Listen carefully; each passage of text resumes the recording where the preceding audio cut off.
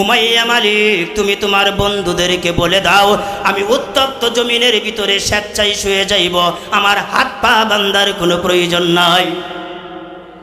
হাত পা বাঁধতে হবে না, আমার স্বেচ্ছায় আমাকে ছেড়ে দিবে, স্বেচ্ছায় আমি শুয়ে যাইব উত্তপ্ত জমিনের ভিতরে। উজনি পাথর বুকের ভিতরে রাইখা হযরত বেলালকে ডাক দিয়া বলেন, তোর আল্লাহরে ভুলে যা।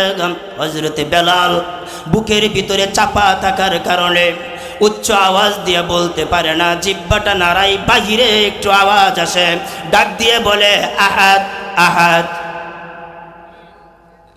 আবার আল্লাহর ডাকে, বেলালের ডাকে সপ্তম আকাশ সব থরথর করে কাঁপে। আবার আল্লাহর সে মহল্লা থেকে কুদরতি নজর জমিনে ছেড়ে দিয়ে ফেরেশতাদেরকে ডাক দিয়ে বলে, তোরাই তো বলেছিলে মানুষ বানানোর প্রয়োজন নাই, দেখ আমি কেমন মানুষ বানাইছি। উত্তপ্ত জমিনের ভিতরে চিৎ কইরা শুয়াইয়া তার বুকের উপর পাথর রাইখা আমি আল্লাহকে ভুলে যাওয়ার অপশন দিয়েছে।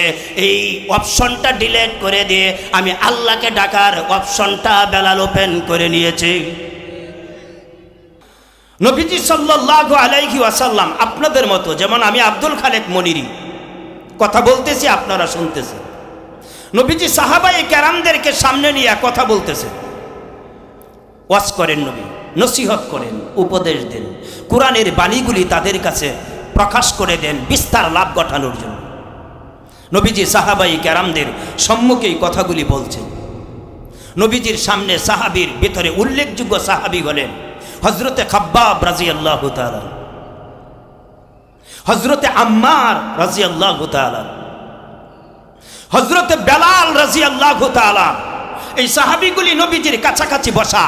এমন সময় নবীজির দরবারে মদিনার কুফফার দুইজন নেতা হাজির হয়েছে। কয়জন? আপনারা কথা শুনতেছেন? দুইজন নেতা হাজির হয়েছে। নবীজির একটা অভ্যাস ছিল, কেউ যদি নবীজির কথার ভিতর দিয়ে হাজির হইতেন তাহলে নবীজি দাড়ি, যেমন আমরা বাংলা পরে দাড়ি কমা আছে, আছে না? আছে, হ্যাঁ। নবীজির সেন্টেন্সটা শেষ করেই নবী অফ হয়ে যাইতেন, তার দিকে তাকাইতেন, বলতেন আমি কি তোমার জন্য কিছু করতে পারি? যেমন আমাদের এখানে জনাব ইফতেখার কবির সাহেব আসছেন, আমি কথা বন্ধ করে দিছি। আমি কথা বন্ধ না করলে উনি কথা বলার চান্স পাবে না। কথা কয় না, কথা বন্ধ করেছি, উনি কথা বলার চান্স পাইছেন। নবী কথা বন্ধ করে দিয়েছেন। আসছে যারা দুইজন, তাদেরকে জিজ্ঞাসা করেছেন কারণটা কি, আমি তোমাদের জন্য কি করতে পারি? ওই দুইটা লোক প্রশ্নের জবাব দেয়, নবী আমরা আপনার দরবারে হাজির হয়েছিলাম প্রাইভেটলি কিছু কথা বলবো। নবীজি মনে মনে বলো আনন্দিত হলেন, কুফফার থেকে দুইজন লোক আমার কাছাকাছি চলে এসেছে, ওরা হয়তো আমার কাছে এমন কিছু জিজ্ঞাসা করবে, কথাগুলি যদি তাদের রুচি সম্মত হয়ে যায়, হয়তো কালিমার দাওয়াত দেওয়াটা আমার পক্ষে বড়টা সহজ হয়ে যাবে। ঠিক আছে বলো তোমরা। নবীজি পারমিশন দেওয়ার পরে তারা উত্তর দেয়, ইয়া রাসূলুল্লাহ, আয়াত নাজিল হওয়ার কারণ অহংকার মানুষকে ধ্বংস করে দেয়। অহংকার টাকা দিয়া হতে পারে, উচ্চতা দিয়া হতে পারে, অহংকার ব্যবসা দিয়ে হতে পারে, বিল্ডিং দিয়ে হতে পারে, অহংকার বিভিন্ন সাইড দিয়ে মানুষের সাথে অ্যাক্টিভ হয়ে যেতে পারে। একটা লোক যদি মনে করে ডেলি রাত আমি তাহাজ্জুদের নামাজ আদায় করি, ফজরের নামাজের পরে যদি তাহাজ্জুদে অহংকার তার ভিতরে চলে আসে, আমার আল্লাহ ডাক দিয়ে কয় রাত্রে যে তাহাজ্জুদ পড়লে সূর্য উদয় হইবার পরে অহংকার করার কারণে গত রাত্রের তাহাজ্জুদ আমি আল্লাহ সমূলে ডিলিট করে দিলাম, তোর লাইফে এই তাহাজ্জুদ আর পাবে না। অহংকার করলে ইবাদত থাকে না।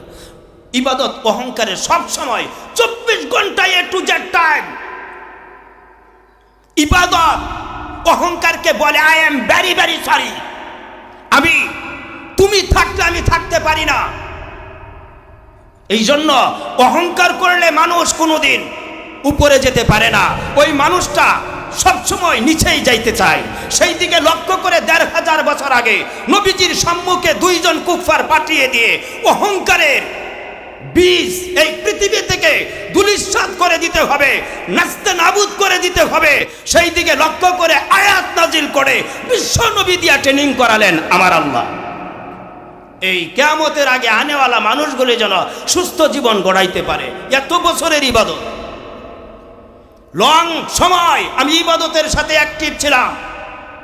যদি চুল পরিমাণ কাজের বিনিময় ইবাদত নষ্ট হয়ে যায়, এর চেয়ে বড় আফসোস, এর চেয়ে বড় কান্না, এর চেয়ে বড় আবেগ হাসরের ময়দানে আর হবে না।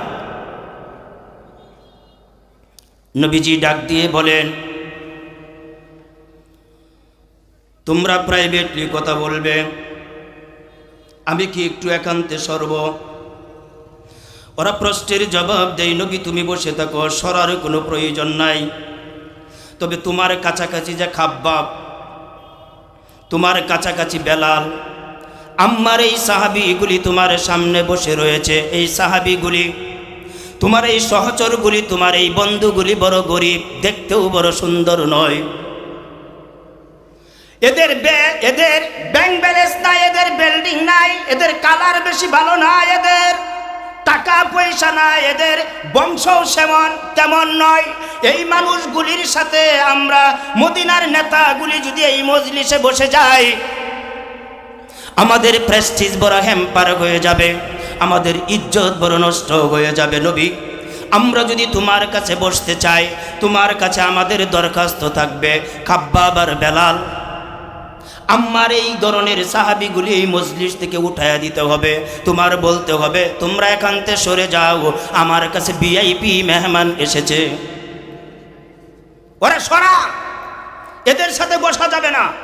ব্যানগাড়ি চালাইছে টোটাল বডিতে গামের দুর্গন্ধ, টোটাল বডিতে গামের দুর্গন্ধ। জামালপুর ৪ রাস্তায় জুমার নামাজের আজান দিয়েছে, ব্যানগাড়ি মেন না, মসজিদের সামনেই ব্যানগাড়ি রাইখা ওযু করে কাতারে দাঁড়িয়ে গেছে। ওই কাতারে এমন জায়গায় দাঁড়াইছে যেই জায়গায় ইফতেকার কবির দাঁড়িয়ে আছে, ওখানেই ব্যানগাড়িওয়ালা ইফতেকার কবির একসাথে নামাজ পড়বে। এইটার নাম ইসলাম, এটার নাম ইসলাম, অহংকার নয়। আল্লাহ কয় অহংকার করিস না, কাতারের ভিতরে রাইখাই তোরে সাইজ করব, কাতারে রাইখাই তোরে সাইজ করে এলাম। সুতরাং অহংকার করিস না। অহংকার করার একমাত্র মালিক আমি আল্লাহ, আমি ছাড়া অহংকার করার কেউ নয়। এই জন্য আল্লাহ পাক রব্বুল আলামিন এই পৃথিবীর শ্রেষ্ঠ মানব বিশ্ব নবী মুহাম্মদ সাল্লাল্লাহু আলাইহি ওয়াসাল্লাম উনারে দিয়ে এই পৃথিবীতে ট্রেনিং করাইছেন উম্মতের কাছে। উম্মত তোমরা শিখো, শিখো। এই জন্যই কোরআন হাদিস রিসার্চ করতে হয়। আমি যে আমলটাই করব, আমলটাই যেন রসমালাইয়ের মতো দামি হয়। আখলিস দীনাকা ইয়াকফিকাল আমালুল কলিল। নবীজি বলেছেন আমলটা অল্প হোক তবে গ্র্যান্ডেড হোক। এত আমল দা কি লাভ যদি হাসরের ময়দানে একটা আমলও ভালো না হয়, সব আমলে লাল কালি মারা থাকে। লাল কালিওয়ালা আমল নিয়ে হাসরের ময়দানে দাঁড়ানোর চেয়ে অল্প আমল গ্রিন সিগন্যালে করা ভালো। অল্প আমল।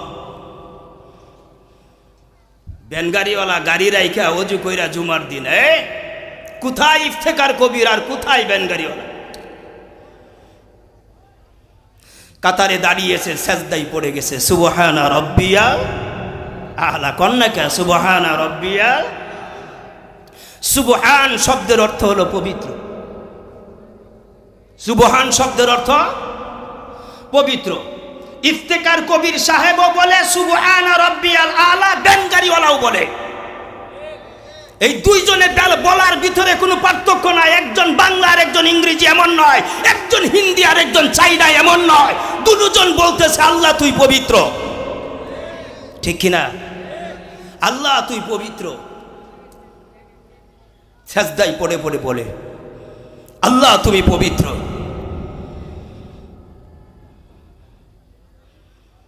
আবার আল্লাহ ডাক দিয়ে বলেন সেজদায় পড়ে যখন তুমি সুবহান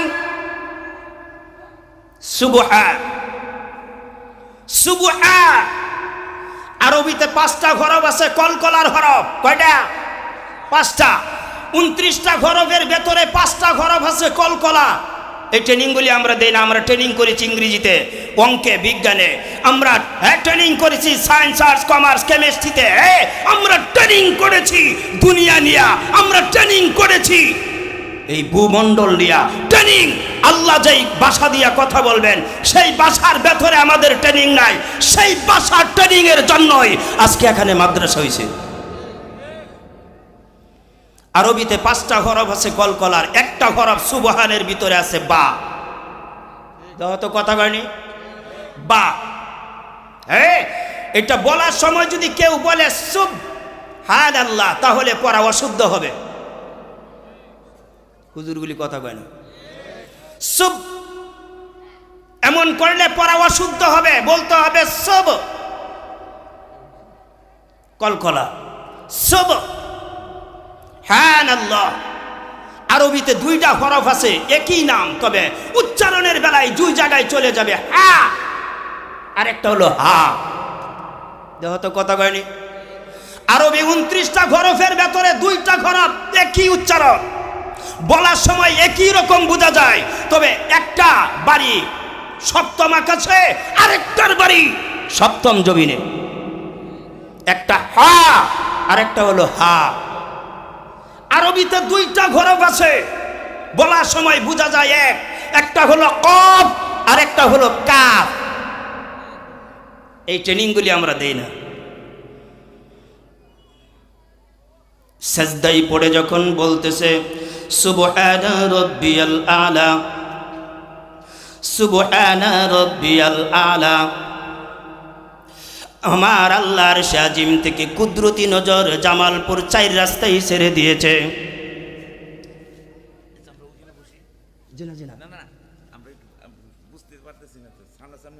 আচ্ছা মাশাআল্লাহ। বন্ধু আমার, আপনাদের কষ্ট হইতেছে?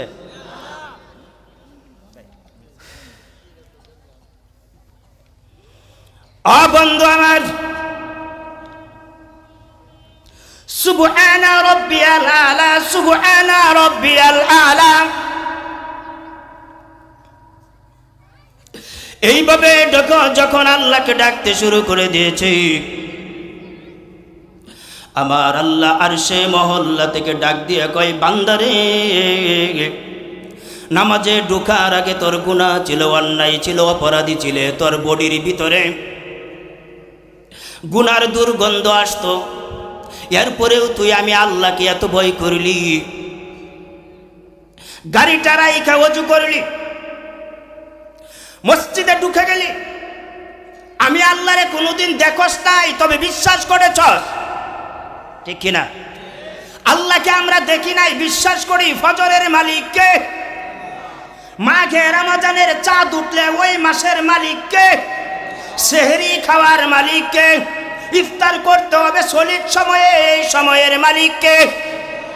হাই হাই, আমরা আল্লাহকে বিশ্বাস করি বিদায় সুবে সাদেক থেকে পানাহার বন্ধ করে দিয়ে সূর্যাস্ত পর্যন্ত উপবাস থাকি। আমার আল্লাহ ডাক দিয়ে কয়, আমার দেখোস? আমি উত্তর দিলাম, না দেখি না।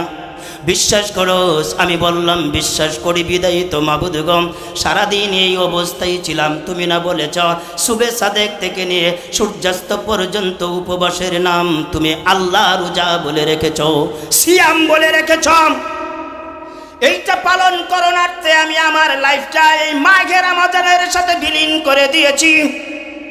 এই মডেলে সুবহানা রাব্বিয়াল আলা আমি আমার আলোচ্য আয়াতে এখনো যাই নাই, সুযোগ পাইলে আমি চলে যাব। এই আয়াতের ভেতরে, এই তাসবিহটার ভেতরে, সেন্টেন্সের ভেতরে আমার আল্লাহ ডাক দিয়ে কয়, সুবহানা রাব্বিয়াল আলা জামালপুর 4 রাস্তা মসজিদ থেকে বলার কারণে তোর এই অ্যাকশনটা আমি আল্লাহর আরশে মহল্লা পর্যন্ত ধাক্কা লেগেছে বান্দা, ধাক্কা লেগে গেছে। সুবহান, আমারে তুই পবিত্র বলস, আমার আল্লাহ উপর থেকে প্রশ্নের জবাব দেয়, বান্দারে গুনাহগার হইয়া আমি আল্লাহরে সুবহান বলস বিদায় আমি আল্লাহ তোরে বলে দিলাম সাব্বাহতানি, সাব্বাহতুক, আমি আল্লাহরে পবিত্র বলার কারণে বান্দা আমি তোরে বলে দিলাম, এই জুমার নামাজ 2 রাকাত। কয় রাকাত? 2 রাকাত। ইমাম সাহেব জুমার নামাজ কয় রাকাত পড়ায়? 2 রাকাত নামাজ পড়ায়। 2 রাকাত নামাজের ভিতরে সেজদা কয়টা? 4টা সেজদা। ওই 4টা সেজদার ভিতরে 4 বার আল্লাহকে বলেছে সুবহানা রাব্বিয়াল আ'লা। ওই 4টা সেজদার ভিতরে যদি এক একটা সেজদায় 3 বার কইরা হয়, কত কয় না? 12 বার আল্লাহরে ডাক দিয়া বলেছে আল্লাহ সুবহানা রাব্বিয়াল আ'লা। আল্লাহকে বলে, আবার আল্লাহ ডাক দিয়া কয় জুমার নামাজে 2 রাকাত নামাজের ভেতরে কপাল আর নাক লাগাইয়া আমি আল্লাহরে বিশ্বাস কইরা তুই পাপিষ্ট হইয়া গুনাহগার হইয়া বান্দারে তুই আমারে পবিত্র বলার কারণে সাব্বাহতানি, তুই কি আমারে পবিত্র ঘোষণা দিলি। তোর ঘোষণাটা আমি আল্লাহর কাছে এত ভালো লাগছে, আমি তোরে কথা দিয়ে দিলাম শেষ সেজদা থেকে মাথা উঠাইবার আগে সাব্বাহতুকা, আমি তোরে পবিত্র ঘোষণা দিলাম। তুইও পবিত্র, যা তোরে পবিত্র বানাই দিলাম। আল্লাহ যদি বানাই দেয় আইডি কার্ড লাগবে, ইন্টারন্যাশনাল কার্ড লাগবে না, না স্মার্ট কার্ড না, আল্লাহ বললেই হয়ে যাবে যা তোরে আমি মাফ করে দিলাম। নামাজের ভেতরে আমি তোরে পবিত্র করে দিলাম। আল্লাহরে তুই যদি পবিত্র বলতে পারস, ওই আল্লাহর গোলাম গুনাহগার থাকতে পারে না। এই জন্যই আল্লাহ বলেন পৃথিবীর মানুষের টোটাল হাজার হাজার লক্ষ লক্ষ কোটি কোটি অন্যায় মাফ করে দেওয়ার একটা অপশন আমি কোরআনে চালু করে দিয়েছি। যখনই সুযোগ পাবে আমার সাথে লাইন করে আমারে বলবে আই এম সরি। কথা কয় না? আমারে বলবে, আমারে আই এম সরি আল্লাহ, আমি পাপ করেছি, অন্যায় করেছি, জুলুম করেছি, নিপীড়ন করেছি, নির্যাতন করেছি, অন্যের হক নষ্ট করেছি, মিথ্যা বলেছি, আমি জিনা করেছি, ডাকাতি করেছি, হাইজ্যাক করেছি, I am very very sorry. কথা কয় না? আল্লাহ তোমার কাছে আমি মাফ চাই। আল্লাহ বলেন ইয়া আইয়ুহাল্লাযীনা আমানু তুবু ইলাল্লাহি তাওবাতান নাসুহা। আমি তোর একটা স্পেশাল ইন্টারন্যাশনাল অপশন দিলাম, আমারে তুই একবার বলতে পারলে তোর জীবনের সব গুনাহ আমি মাফ করে দিব। এমন একটা অপশন আল্লাহ ছেড়ে দিয়েছে। আমাদের দেশের সরকার কিন্তু এই কথা জীবনে বলবে না যে তুমি আগে খাইছো মাইরা মুইরা, পরে আমার সাথে বলবা আই এম সরি, তোমার সবটাই মাফ। কইব এটা বলবে না, সব টাকা মাপ। টেবিলটাতে একটু পানি নাই, এই মুগ্ধ পানিওয়ালা বন্ধুগণ আমার ভালো আছেন সবাই? আল্লাহ তাবারক ওয়া তাআলা বলেন নবী অহংকারী মানুষের ট্রেনিং করার জন্য ১৫০০ বছর আগে আপনার কাছে জিব্রাইলের মাধ্যমে আয়াত পাঠাইছি। আমি আয়াতে যাইতেছি, কষ্ট হইতেছে? আল্লাহ তাবারক ওয়া তাআলা বলেন প্রাইভেট আলোচনা স্টার্ট। ওরা ডাক দিয়ে বলতেছে এতক্ষণ পর্যন্ত প্রাইভেট আলোচনা করা যাবে না যতক্ষণ ওরা এই মজলিসে থাকবে। কথা কয় না? এই ইফতেখার সাহেব চ্যাম্পিয়ন নেতা, জনগণের সাথে বইছে, যা তো কথা কয়নি, জনগণের সাথে বসে গেছে। আমি আব্দুল খালেক মনিরি, আমার 1980 সনে জন্ম। কত হয়? 1980 সনে জন্ম। আমি 71-এ চ্যাম্পিয়ন মুক্তিযোদ্ধা ছিলাম। নাকি ওটা আমি দেখি নেই। হ্যাঁ, 1980 সনে আমার জন্ম। আমি 2002 সালে দাওরায়ে হাদিস সমপরিমাণ মাস্টার্স কমপ্লিট করেছি। আমি 2003 সাল থেকে মাইকের সামনে কথা বলার সুযোগ আমার আল্লাহ আমারে করে দিয়েছেন। আমি বাংলাদেশের বিভিন্ন জেলায় 3 সাল থেকে ভ্রমণ করি। মানুষের বাপ, মানুষের সিস্টেম, মানুষের কোয়ালিটি, মানুষের এবিলিটি, এগুলো দেখার পরে আফসোস করি মানুষটা হঠাৎ করে কি করে আল্লাহকে ভুলে গেল। ইয়া আইয়ুহাল্লাযীনা আমানু, আল্লাহ বলেন হে ঈমানদারেরা, মা গাররাকা বিরাব্বিকাল কারীম। কোন জিনিসে তোরে আমারে বুলাইছে? কে তোরে আমারে বুলাই দিছে? কি দিছে তোরে? কি পাইছস? আমি যদি আল্লাহরে ডাক দিয়ে কই আল্লাহ অনেক কিছু পাইছি, আল্লাহ যদি কয় হাউজে কাউসারের চেয়ে দামি, আমি বলবো না। জমজম কূপের চেয়ে দামি, আমি বলবো না। জান্নাতের বাগানের চেয়ে দামি, আমি বলবো না। জান্নাতের একটা আপেলে 70টা কালার হবে, 70টা টেস্ট হবে।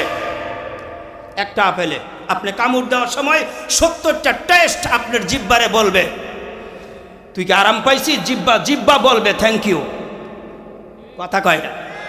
এই জিহ্বাটা হ্যাঁ আপেলে কামড় দিলে, বাংলাদেশে আপেল খাইলে তো কষে জিহ্বা বইরে যায়, কথা কয় না। টোটাল জিহ্বা কষে আঠা লাগিয়ে যায়। যদি কেউ মনে করে আমি দামিটা কিনতে পারি, একটু কম দামি কিনি, তো ওটা যদি আপেলে কামড় দেয় তাহলে ওর মুখটা কমপক্ষে 3টা বাঁকা দিব। কিন্তু জান্নাতি আপেলে কামড় দেওয়ার পরে 70টা টেস্ট জিহ্বায় চলে যাবে। হ্যাঁ এত মজা লাগবে। কবি বলেন উলফত মে বরাবর কে ইফা হো কে জফা হো, हर चीज में लज्जत है अगर दिल में मजा हो। उल्फत में बराबर के वफा हो के जफा हो, हर चीज में लज्जत है अगर दिल में मजा हो। सब जिनिसेर टेस्ट জিহ্বায় আনার আগে অন্তরে লাগাই তুইব, কথা কয় না। আপনি যদি আগেই প্ল্যান নেন যে আমি আঙ্গুরটা খাবো, মনে হয় আরাম পাবো, তাহলে জিহ্বায় মজা পাবেন।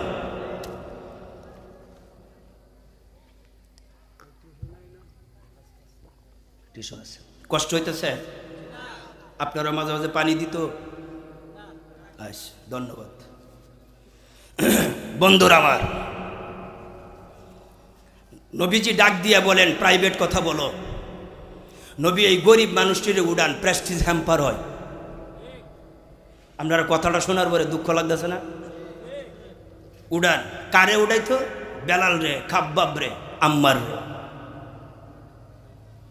বেলাল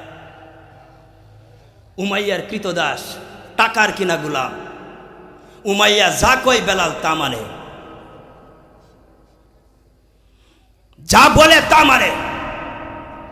উমাইয়া বলছে বেলাল রে আমার খাইয়া আমার পইরা, তুই তোর মালিকরে ডাকো সেটা আমার সহ্য না। তুই ডাকার সময় আমার কলিজাটা ক্যান্সার হয়ে যায়। কোনোদিন আমার খাইয়া আমার বাড়ি থাকে আরেকজনে ডাকিস না, কথা কয় না। আরেকজনে ডাকিস না, আমার খাইয়া আমার কথা কইবি। উমাইয়া ডাক দিয়া কইছে হ্যাঁ আমার কথা বলবি। হযরতে বেলাল উত্তর দিছে দুনিয়ার মালিক রে, তুই আমার ওয়ান টাইম মালিক। কি টাইম? ওয়ান টাইম মালিক। তুই আমারে কথা বলবে, হ্যাঁ আমি চিরস্থায়ী মালিক রে ভুলে যাইতাম। আমি মনে করি তুই একটা পাগল। আমি আমার আল্লাহরে ডাইকে আল্লাহর সাথে প্রেম করে যে মজাটা পাইছি তোর 14 গোষ্ঠী স্বপ্নেও দেখছে না, কথা কয় না। তোর 14 গোষ্ঠী স্বপ্নেও দেখছে না, এতটা মজা আমি পাইছি। উলফত মে বরাবর কে वफा हो के जफा हो, हर चीज में लज्जत है अगर दिल में मजा हो। उल्फत में बराबर के वफा हो के जफा हो, हर चीज में लज्जत है अगर दिल में मजा हो। ए उमैया টাকা দিয়ে কিনা আমাকে ছেড়ে দিলে যা বলবে আমি সব মানবো, তবে আমার আল্লাহর বিরুদ্ধে বললে এই আইন আমি মানবো না। আল্লাহর বিরুদ্ধে যে বলবে ওর কথাই মানা যাবে না, সে বাংলাদেশে যেমন চাষে হোক, কথা কয় না। প্রয়োজন বুঝে আমি মরে যাব, আমারে কেউ মারলেও মরুম, না মারলেও মরুম, তবে সৎ পথে থাইকা মরমু গো। এমন হৃদয় আপনার ভেতরে আপনি নিজে নিজে সেটিং দেন। হ্যাঁ উমাইয়া, আমি আমার আল্লাহরে ডাইকা 24 ঘন্টার ভেতরে কি মজা পাই এটা তুই বুঝবে না। তুই ডাকলে তো আমার ক্যান্সার হয়, ক্যান্সার হইলে আমার কিছু করার নাই। আমি আমার আল্লাহরে 24 ঘন্টা ডাকুম। উমাইয়া রাগান্বিত হয়ে গেল, উত্তেজিত হয়ে গেল, হৃদয়ের ভিতরে চরম আঘাত ঢুকে গেল। তার সহচরদেরকে ডাক দিয়া বলল বেলাল রে ধর, হাত পা গুলি বাইন্দা বড়ভূমির উত্তপ্ত জমিনের ভিতরে চিৎ করে শুয়াইয়া উপরে বড় উজনি পাথর রাইকা তারে ডাক দিয়া বল তার আল্লাহরে। বেলাল প্রশ্নের জবাব দেয়, উমাইয়া মালিক, তুমি তোমার বন্ধুদেরকে বলে দাও আমি উত্তপ্ত জমিনের ভিতরে স্বেচ্ছায় শুয়ে যাইব, আমার হাত পা বান্ধার কোনো প্রয়োজন নাই। হাত পা বাঁধতে হবে না, আমার স্বেচ্ছায় আমাকে ছেড়ে দিবে, স্বেচ্ছায় আমি শুয়ে যাইব। উত্তপ্ত জমিনের ভিতরে উজনি পাথর বুকের ভিতরে রাইখা হযরত বেলালকে ডাক দিয়া বলেন, তোর আল্লাহরে ভুলে যা। হযরত বেলাল বুকের ভিতরে চাপা থাকার কারণে উচ্চ আওয়াজ দিয়ে বলতে পারে না, জিহ্বাটা নাড়াই, বাহিরে একটু আওয়াজ আসে, ডাক দিয়ে বলে আহাদ আহাদ।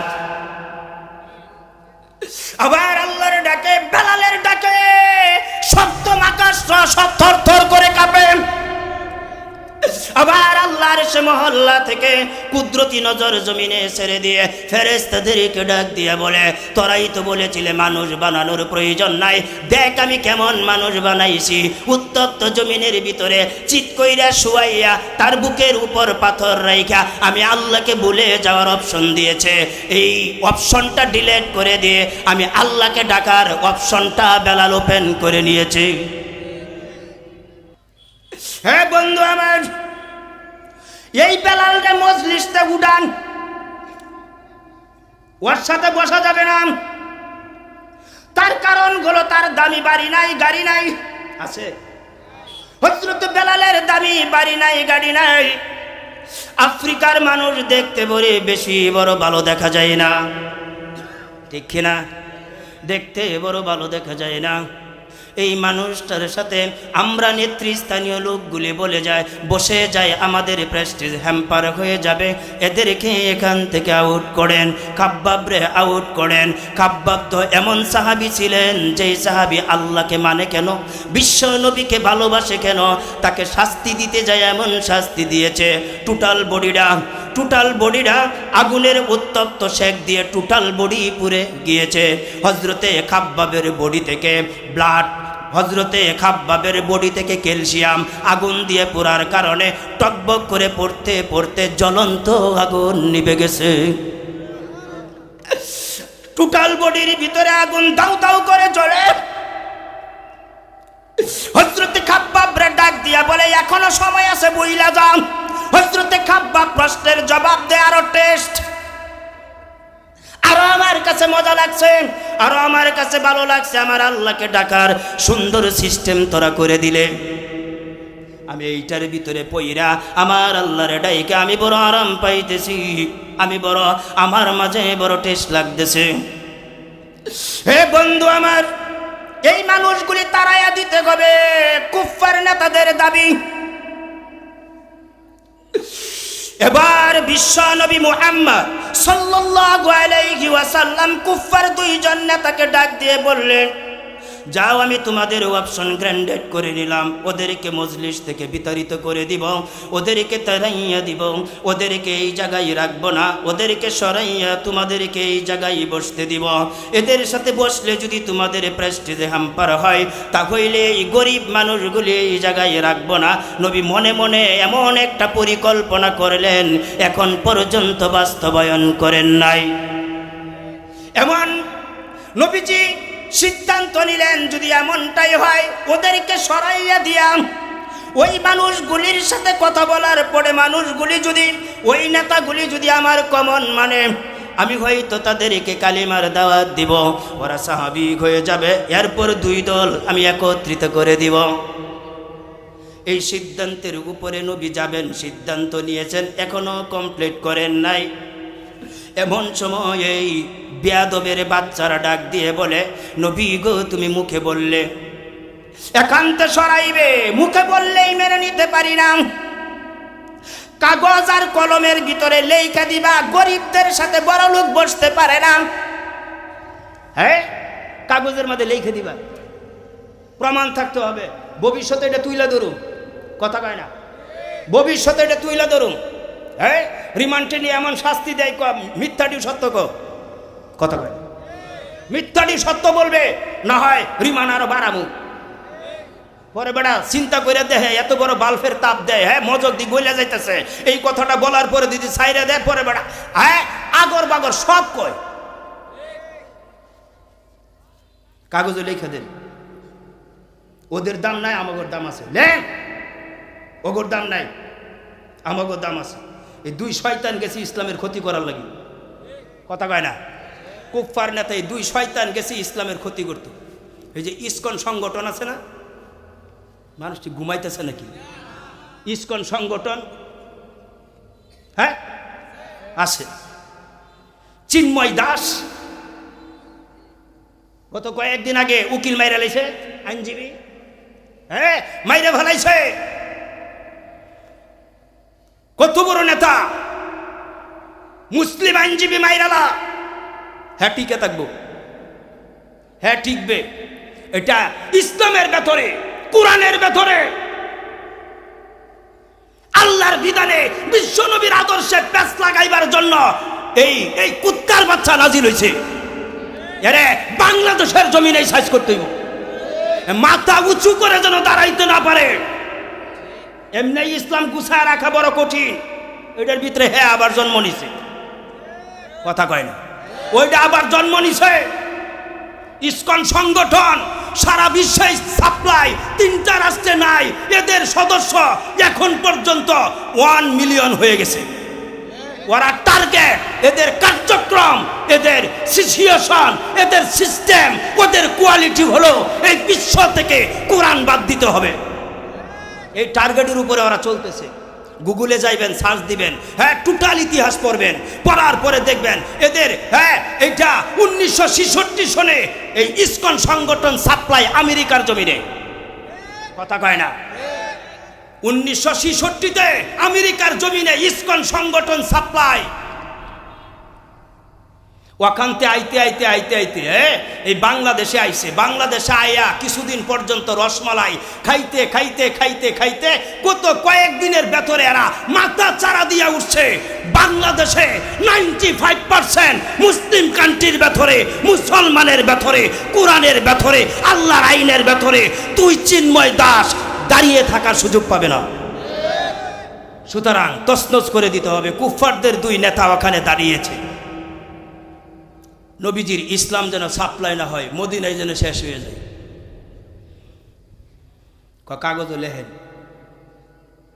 নবী রিমান্ডে পড়ে গেছে, বেকায়দাত পড়ছে, ঠিক কিনা? তারায় দিলেও সমস্যা, রাখলেও সমস্যা। মাঝে মাঝে এমন বিপদে আমরা পড়ি না? তারায় দিলেও সমস্যা, রাখলেও সমস্যা।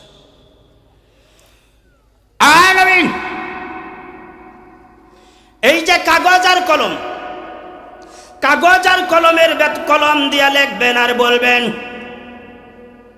গরিব অসহায়, বাড়ি নাই, গাড়ি নাই, বিল্ডিং নাই, ইজ্জত নাই, সম্মান নাই, বংশ নাই,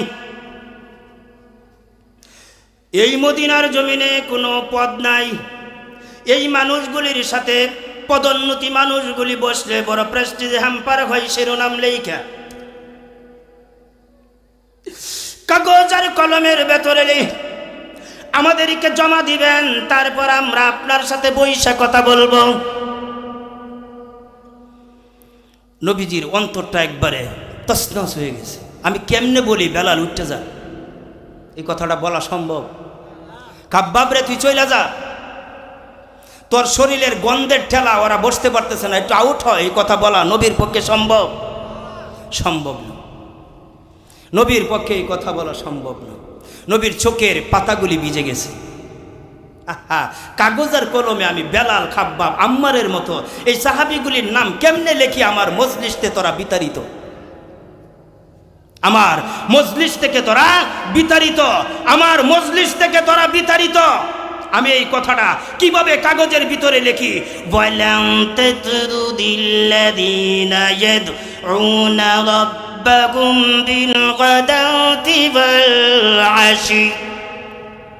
তাতরু বিতাড়িত, এই শব্দের অর্থ যত কথা কয়নি বিতাড়িত। তাতরুদুর তাতরুদিল্লাযী, আমার আল্লাহ ডাক দিয়ে বলেন এই মজলিস থেকে নবীজি সিদ্ধান্ত নিছে কাগজ আর কলমে ওদেরকে তাড়াবে। এখন পর্যন্ত ফাইনাল হয় নাই। আলীরে ডাক দিয়ে বললেন, ইয়া আলী তাআল।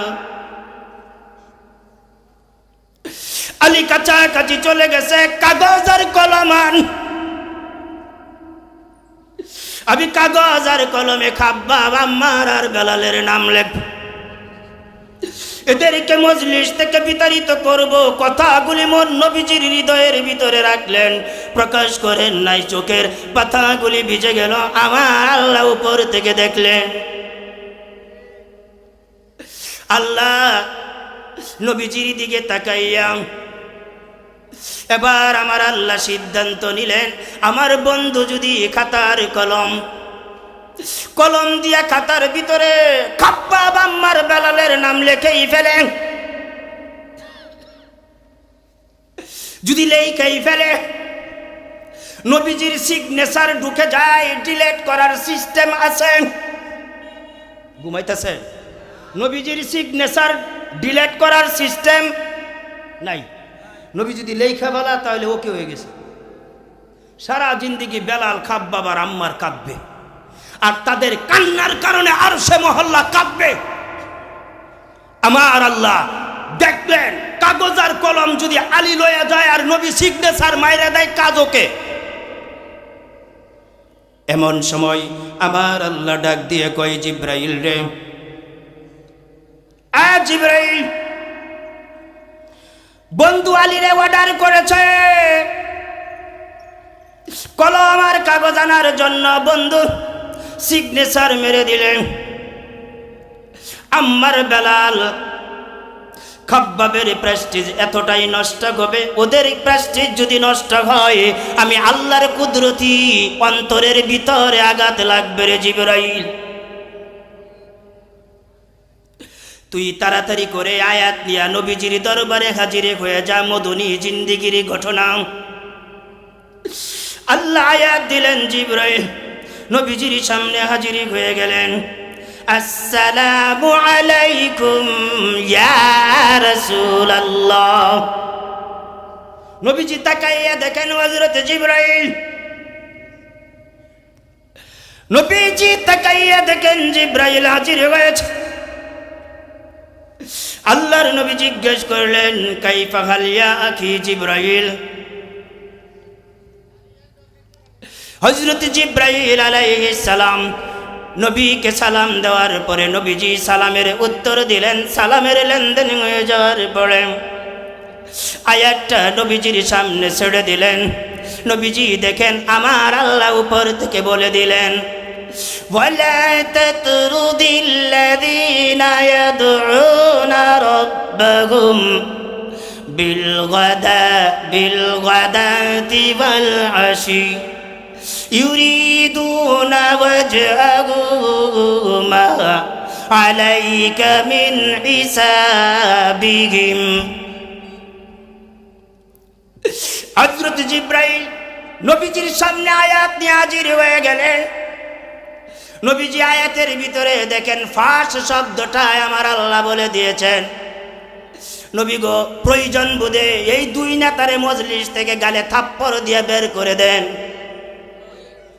তারপরেও খাব্বাব, আম্মার, বেলালের মতো সাহাবী আপনার দরবার থেকে বিতাড়িত করবেন না। এদের দিয়েই তো আপনার মান বাড়াইছি গো নবী।